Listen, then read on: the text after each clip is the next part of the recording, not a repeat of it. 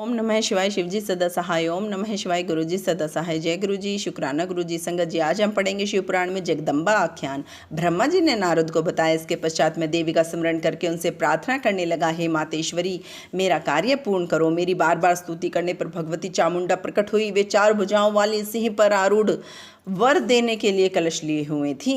उनका मुख शरद काल के चंद्रमा के समान कांति युक्त था। उन मस्तक पर चंद्रमा और 3 नेत्र थे।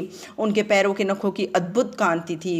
मैंने भगवती चामुंडा को प्रणाम किया और उनकी इस प्रकार स्तुति करने लगा, हे देवी, आप सनातनी शक्ति हो। आप संसार को मोहित करने वाली एवं त्रिलोकी की रचना तथा संहार करने वाली हो। तुम गणों से परे, योगियों से पूजित एवं उनके हृदय में वास करने वाली तथा योगियों के आवाहन पर प्रकट होने वाली हो। आपको मेरा प्रणाम है।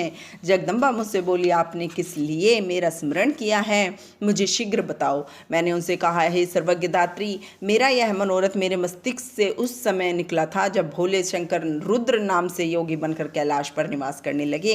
वे समाधि लगाकर तपस्या में लीन थे। वे पत्नी विहीन होकर भी दूसरा विवाह करना नहीं चाहते थे। अतः किसी भी प्रकार उन्हें मोहित कीजिए। आप दक्ष प्रजापति की कन्या बनकर भोले शंकर की पत्नी बन जाइए। जिस प्रकार आपने विष्णु जी को लक्ष्मी बनकर प्रसन्न किया था, उसी प्रकार आप पार्वती बनकर शिव जी को भी प्रसन्न कीजिए। स्त्री के कारण ही शिव जी ने मेरी निंदा की। अब मैं देखना चाहता हूँ कि वे स्वयं ही स्त्री कैसे ग्रहण करेंगे। आपके अतिरिक्त उन्हें मोहित करने की शक्ति किसी अन्य में नहीं है। यह सुनकर भगवती जगदम्बा चिंतित होकर आश्चर्य व्यक्त करते हुए बोली, अरे विश्व श्रेष्ठा ब्रह्मा, तुम अज्ञानियों की तरह यह कार्य किस लिए कर रहे हो? उन निर्विकार शंकर को मोहने में क्या लाभ होगा?